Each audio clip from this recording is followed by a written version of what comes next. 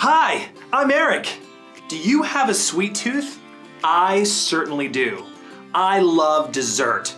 Chocolate cake? Yum. Ice cream? Yum. Candy? Yum! I started thinking to myself, why do I love sweet things so much? Why does dessert taste so good?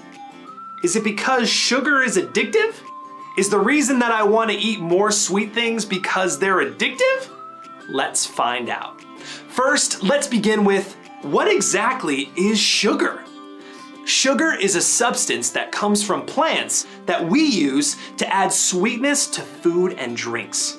That's right, sucrose, which is the chemical name for sugar, is produced naturally in plants like sugarcane and sugar beets, as well as fruits, vegetables, and even nuts. How is sugar produced naturally in plants? Well, that's through the process called photosynthesis. Photosynthesis is when plants and a few other organisms use sunlight to produce nutrients from carbon dioxide and water. Sucrose, aka sugar, is a simple carbohydrate. Carbohydrates are the name for naturally occurring sugars, starches, and fibers that are found in food. Sucrose is a simple carbohydrate that is made up of two smaller carbohydrates called fructose and glucose. And what are glucose and fructose? Well, along with galactose, they're the three components that make up all forms of carbohydrates. When these three simple sugars link up with each other, they make more complex carbohydrates. What's the difference between a simple carbohydrate and a complex one? Well, our bodies convert sugar molecules into glucose, which the body uses for energy. Complex carbohydrates have longer chains of sugar molecules than simple carbohydrates, meaning because they are longer, they take longer to break down, which gives your body more energy than a simple carbohydrate would. Complex carbohydrates are found in foods such as peas, beans, whole grains, potatoes, and other vegetables. All carbohydrates are made up of one or more molecules of sugars. No matter how complex a carbohydrate is, to begin with, once it is digested in your body, all carbohydrates are broken down to glucose, fructose, and galactose. There are many types of sugar that we use in everyday foods and drinks. We have white sugar, brown sugar, raw sugar, honey, maple syrup, agave, and corn syrup. That's a lot of sugars. Some sugars are better for you than others. Have you ever tried coconut sugar or honey in your tea instead of white sugar? Yum! Now, although sugar in its original form is natural, it provides no nutritional value. That's right, no protein, no vitamins, no nutrients. But it definitely adds a nice sweetness to food and drinks. Otherwise, they wouldn't taste very good depending on how well you can tolerate foods with no sweetness. So, back to the main question. Why do I like sugar so much? Is it because it's addictive? Well, the answer is complicated. If we go by the scientific definition of addiction, sugar doesn't quite fit. An addictive substance changes your mood and causes dependence, which sugar doesn't do. But although sugar isn't classified as an addictive substance, it has addictive characteristics, but only if you have too much of it. Now, it isn't as addictive in the same way tobacco, alcohol, and other drugs are, so don't worry. But consuming too much sugar still isn't good for you. Sugar consumption releases dopamine in our bodies. This is why some researchers believe sugar to have addictive characteristics, because dopamine is a neurotransmitter that is the main part of what is known as the reward circuit. What dopamine does is when it is released in the body, it makes you feel really happy, which is known as a high. Dopamine makes you want to keep experiencing this high, so you seek out what gave you the high in the first place. In this case, it's eating sugar. This is the reward circuit. As you seek out the high more and more, your brain begins to adjust to release less dopamine, which makes your brain want to increase the amount of dopamine so you can experience a stronger high. This is known as substance use disorder. Calling sugar addictive has researchers debating all over the world, but most seem to agree that although sugar has addictive properties, it cannot be classified as an addictive substance, but instead fits better under the term of substance misuse. Some of the reasons for this are because sugar is known as palatable food. Palatable food not only tastes yummy, but when we eat it, it makes us want to eat more of it. Why do you think we want to eat more palatable food like sugar? Well, this is because in order to survive, we need calories, because calories give us energy. So our bodies respond more happily to high-calorie foods like ones that contain a lot of sugar. Hedonic value is the enjoyment you get out of something. So in the case of sugar, the hedonic value is how yummy it tastes. Food researchers believe there to be a bliss point in food. Bliss point is the term for the amount of ingredient that helps food taste better. Food retailers will make sure to make their food as close to the bliss point as possible to make people want to eat their food products again and again. Sugar is used to create a bliss point.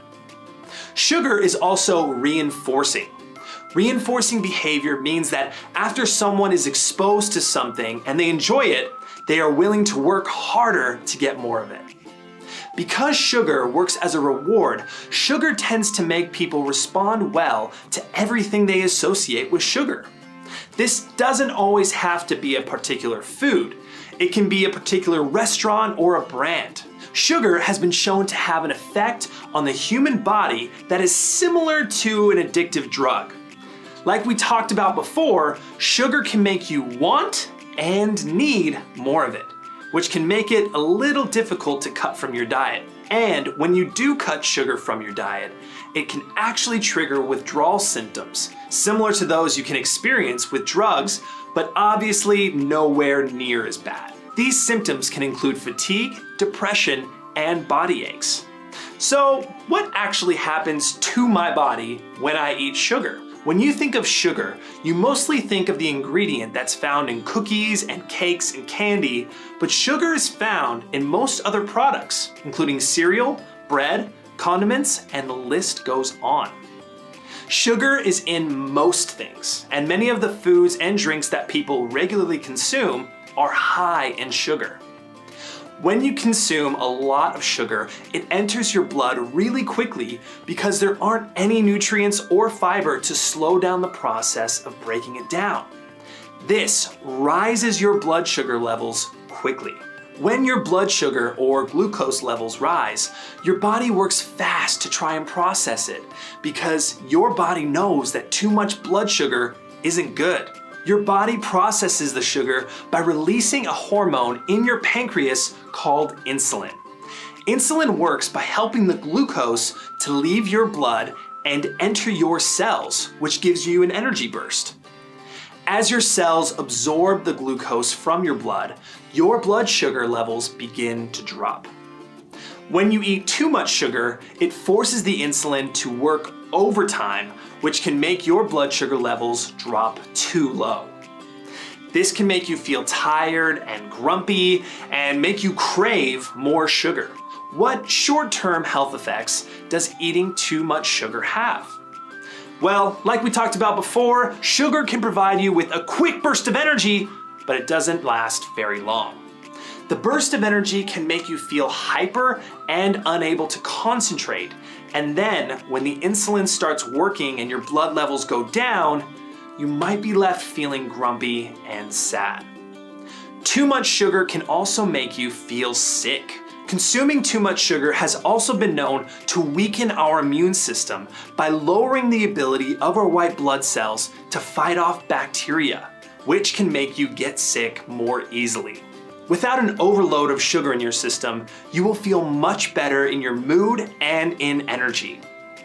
What long-term effects does eating too much sugar have? Eating too much sugar can make you feel full, so you don't eat enough nutritious foods.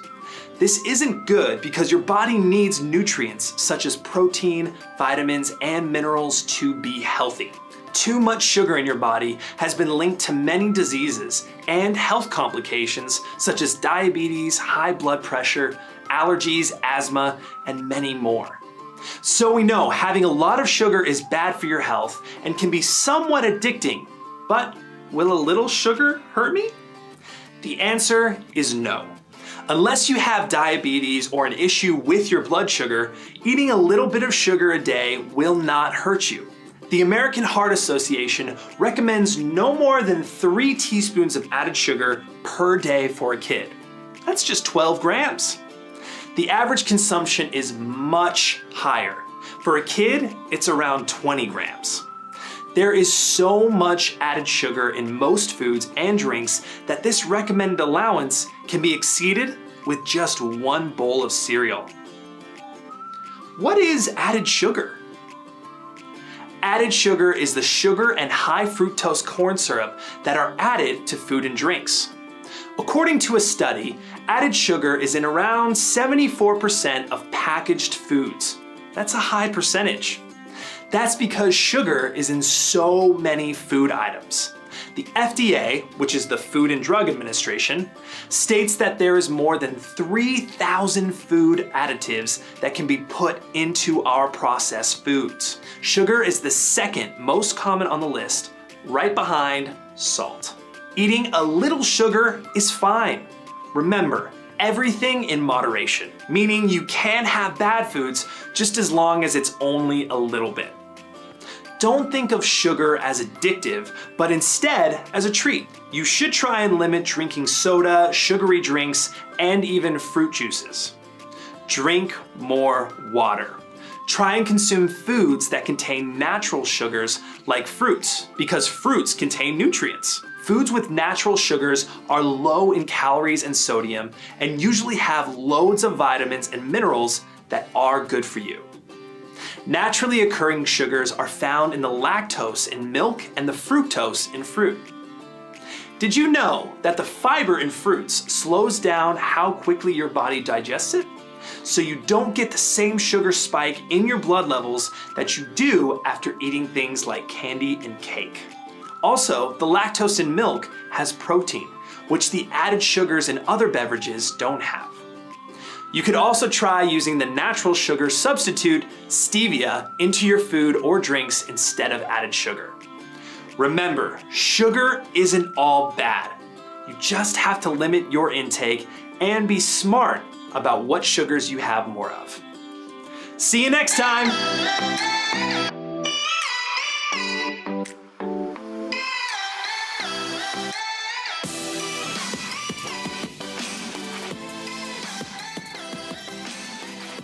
We are thrilled that you're watching Blues Studios 24/7. We're so excited to bring round-the-clock entertainment and educational content to your home. Don't forget to hit the subscribe button to stay up to date with our latest videos. At Blues Studios, we aspire to revolutionize the way families spend time together. We empower families by providing them with tools to work together, earn and learn, and achieve new heights of success. Visit www.bluestudios.io to discover more about our mission and how we empower families to succeed. Thank you so much for being part of our community. Keep watching and learning with us. And don't forget to hit that subscribe button.